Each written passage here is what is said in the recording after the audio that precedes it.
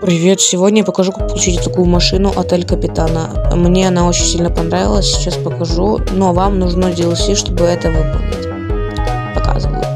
Вы должны выполнить 10 или 15 вот таких заданий, которые показаны на картинке. Потом вы должны приехать на задание, которое вам даст Эль Капитан, и встретить полицейского Дженниса, вроде бы, и Эль Капитан, который ссорится.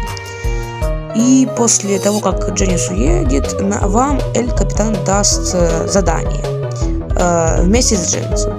Вы приезжаете к Дженнису, и он дает вам задание угнать грузовик Арасаки из-за того, что и по их истории там что-то у них произошло.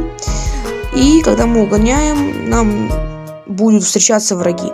А потом мы привозим этот грузовик и получаем нашу машину от Эль Капитана. Вот так она выглядит.